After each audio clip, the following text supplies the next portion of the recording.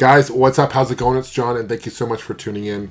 Before I get started, thank you for subscribing, turning on your notifications, and liking this video. That means a lot to me. Thank you so much.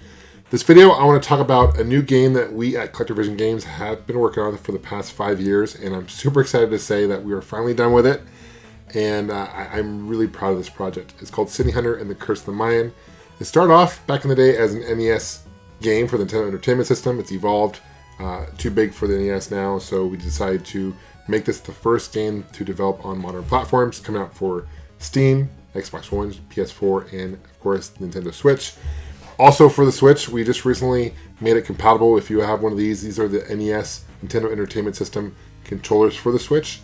Our game is now compatible using this controller, which I think is pretty sweet, and that's pretty unique. So without any further ado, let me show you some gameplay. This is the first time I'm going to show you some gameplay from the start of the game into part of the game. I've done some trailers in the past. Please let me know what you guys think. We are a completely indie company, guys. This is funded by this is self-funded, so we help fund this game ourselves, and we don't have any major backing of any publisher or anything like that. So we are super excited. We are a little nervous when it comes out because there's a lot of games that come out for systems, and we hope it doesn't get lost in the shuffle. But our hope is that people will see how this game is, and the game will speak for itself. And from the feedback we've received from people who have played the game at shows, etc., it's been nothing but positive.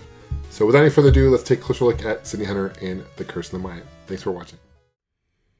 It's been a dream of mine since I've been a young kid to come out with a game for a Nintendo platform that's current, and this is a dream come true. And so big shout out to my team at Collector Vision Games for making this possible. JF and Toby, who are my business partners at Collector Vision Games. Also, Russ Kumro, who's a programmer, did a fantastic job. Ben Allen did the music. Keith Erickson helped create City Hunter the character, and there's others also who've helped make this game possible. So before I continue with this video, I just want to give a big shout out to those who made this game possible. We did a lot of research on the Maya, the history, the culture, and the stories, and we want to integrate some of those stories that we found and characters into this game. For example, this game is taking place during a time of Wahab, which the Maya, they had a calendar just like we do, and their calendar was also 365 days a year. They didn't have leap year, but they had 365 days a year. They were really smart, and there was the last 5 days of the calendar year were not really part of their month, so they called that the Wahab. And the Wahab is a very dark time for the Maya back in the day, where the gods would be restless and they feared. So when you start the game, that's kind of where the story takes place, is during the time of Wahab. You have basic controls. You have your attack, your jump. You can duck, you move around. I prefer playing this on either the Nintendo Entertainment System controller, which I'm playing it now on, or the Pro Controller. It is compatible with both. Obviously, it's also compatible with the Joy-Con. The story starts very simple. You're City Hunter. You're in the Yucatan Peninsula. You see a Mayan pyramid. You get kind of curious. I guess they always say curiosity killed the cat. That's the case here with City Hunter. He goes up the pyramid. This is funny. This next scene kind of cracks me up. He paused just for 1 second, and he runs really fast up the Mayan pyramid. Sydney is in great shape, apparently, because he runs up really fast. But he gets trapped, and it's your goal to get out. So at this point, you really don't know what's going on in the game. All you know is you're trapped in a Mayan pyramid at this point. You fall in this room, which is called the Hab calendar room, and you probably notice the calendar there. That's the Maya calendar. Also, it's an Aztec calendar as well. A lot of both civilizations were very similar into their calendar beliefs. And Sydney, there's a lot of NPCs throughout the game, local Maya, that help you out. You can talk to this guy. You'll notice you don't really know what he's saying at first. He's talking Mayan to you. You really don't understand what he's talking about. And there really is nowhere to go. You need skulls to collect crystal skulls to unlock different doors. Right now, you don't have anything. All you have is a whip. So go to this room here, push up, and a pop-up box will appear there. I blew right by it. But anyway, a pop-up box will appear there, show you how many items, how many keys are in each level, how many skulls are in each level, if there's any special relics, etc. So you know you're not going into each level blind, essentially. You can break items like these pots to get gems, and gems are really important to collect. You can purchase meals from the Maya, which will give you additional hearts. You can add 3 additional hearts in the game. You can buy colored keys if you can find all the keys, but if you can't seem to find them, you can purchase keys. You can also buy food for a certain character later in the game. I don't want to spoil it for you. So collecting gems is really important in the game. As you notice here, there are various blocks that you can break with your whip. And you start off only with a whip, but there are various weapons later in the game. You can get a spear, which is a weapon. It's a long-range weapon you can throw. It's the only weapon you can use underwater. Initially, there's some underwater parts of the game, and we just realized that you can't typically use a whip underwater. So spear is the only weapon you use underwater. There's also a boomerang later on, which is also a long-range weapon. This is the sub-menu. If you hit the plus button, it shows you what weapons you have, what items you have, gives you your health. I don't have a blue key. I did collect a red key a moment ago. So each key, kind of like Montezuma's Revenge, matches up to that select gate. So there's some things that carried over to Montezuma's Revenge, which this initially started off as a clone. Obviously, it's evolved over the years. All this stuff in the background, that gold, those graphics there are actually pixelated Mayan art. This is the Shell of Wisdom. So now with this relic, this is the one of 12 relics you find in the game. With this relic now I can understand what the Maya are talking to me. So if I want to, I can go back and talk to the original NPCs that I passed. Now I'll be able to understand what they're speaking to. It'll be in English.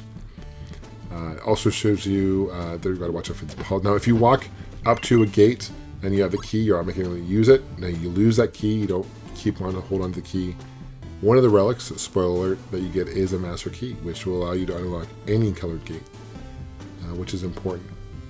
There is no fall damage in this game, and it's something we wanted to include. And you notice if you get hit, there's no hit back. You know, it's not like Castlevania where you get, pushed back. I always felt that was kind of cheap. This game, there's only one difficulty. It is what I call retro hard. It is difficult, but it's not cheap. If you die, it's your fault. It's not. The controls are really tight in this game. So if you die, it's usually the fault of the player. Basically, here's a skull. Also, as I mentioned before, I'll show you how many skulls in each level when you get those. So it's really important to collect. There are over 100 skulls throughout the game in order to unlock, for example, the main gate, the Portal of the Gods. At the end of the game, you need to have at least 100 skulls to unlock that. I don't have a red key, and there's a lot of hidden rooms, so you got to make sure you whip and you find it. And sure enough, here there's another red key. So I'm going to go walk up to it, and I'll get the blue key. And I can go back to where that blue gate was. So there is some Metroid-ish, right, parts where there's kind of back scrolling. We have to go back and do stuff, but it's not overkill. And you can go back to a level and play it again if you want to. That's not a problem. But if you play it again, you can. If you have a different item, for example, you can unlock different parts of that level. So that is kind of cool. Characters or enemies, when you do leave a level, they do respawn. So do breaking bridges and breaking blocks, etc. So that's important to understand. Go and get this blue gate here. Pineapples give you health, which is nice. If you get hit, you can fill it in, just like in the Zelda games, which is nice. This game has a lot of Easter eggs in the game. There's probably over 24 different Easter eggs in the game, based on classic games, whether it's Zelda, Zelda 2, Mario 2, Mario 3, classic TurboGrafx 16 games, movie references, classic music references. It's our love letter to the 80s and 90s. So some of the stuff may seem familiar to you as far as Easter eggs, but it's definitely not a ripoff. It's its own unique game. Watch out for the fireballs.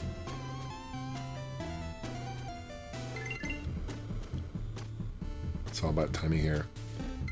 This elixirs are important. This is a green elixir. Now I can equip this in my items, and I can hit either Y to use it, or I can also use it by hitting up and attack. So if you're using the NES controller, for example, there's only 2 buttons, so I can actually combine it by hitting up and attack. That will basically do what a pineapple does, just when I want to use it. So it replenishes 1 heart. There is also an orange elixir, which will do the whole life, and there's a red one as well you can pick up, which will do it twice, replenish your whole life twice. This is a save statue. You can go up to this, hit up, save the game, so now if I were to die, this is where I would start. Now if I wanted to exit the level, I can hit the minus button, go to the pause screen, I can exit the level, and now if I exit the level, I have not beat the level prior, I will lose all my gems, all my items. However, I will keep my relic. If you collect, every relic you collect will automatically save into your inventory. But if I've beaten the level before and I decide to play a little bit, get some gems, and build my gem inventory, so to speak, I can exit any time and it will automatically save, so I don't lose it. But that's only if I beat that level, if that makes sense. Yellow diamonds are really important. There's over 30 throughout the game. They're each valued about 175 gems, and when you get a gem, you'll notice a little number will pop up. That's the value. So initially it's 175 value, which they're pretty valuable. And if you hit the pause button, you can see how many of those are available. Those blocks will respawn once I leave the room, so that's not an issue. This bridge also breaks away. The game itself, I'd say would take an average player, if they're starting this game from scratch, never played before, I'd say 6 to 10 plus hours to complete. There's 14 levels, 13 levels technically, and there's a mini stage as well, mini game. I've been able to beat this game. I've beaten this game probably over 100 times, literally. I've gotten it to the point where I can beat this game in a little less than 3 hours because I know where I'm going. I'm no speedrunner by any stretch of imagination, but I know where I'm going, and I've been able to do that. My record is beating the game, I think in a little less than 3 hours, only dying twice in the game. Because I said, even though I played this hundreds of times, I still die myself. It does get challenging. You notice there is a ducking in this game, which is helpful. That's something we added a couple years ago. We got some feedback from a guy who was playing at a trade show. He said, John, you should be able to duck. I said, that's a great idea. We implemented that. So we take a lot of the feedback we hear from the people who've played it, and we've added it. Absolutely. So now this is a prologue level. This is an early level. Obviously, a lot of the enemies are smaller. There's snakes, there's rats, there's bats. But later in the game, you do run into Mayan warriors. You run into zombies, ghosts. So the enemies do get more difficult to attack. They take more damage, obviously. Here's a save statue, the second one of the game. If you hit plus and then minus, you can go to the relic collection. If you have a relic, it will show you exactly what that relic does, in case you're unaware, which is cool. So this is the first mini boss. There are I think 4 mini bosses in the game. There's probably over 8 main bosses in the game. All the bosses you fight, not including the mini bosses, they're actually Mayan gods. So for example, you fight the Mayan god of corn, you fight the Mayan god of bees, the Mayan god of rain, of death, a jaguar god, for example, and they all have their unique power, abilities and powers. When we use my elixir, you can see it just replenish my health. This guy, I make it look a lot easier than it really is. It's all pattern based. Again, I've played this game so many times, I probably could play this blindfolded. Go ahead and drop down here. Here's a kind of one of the major Easter eggs in the game. See if you recognize that. What game is that from? I'd say about half of the people who played this game recognize that Easter egg. The other half haven't. It's based on a really classic NES game, so that's a hint for you. But that leads into the main story of City Hunter and the Curse of the Mayan. So let's watch kind of what happens here.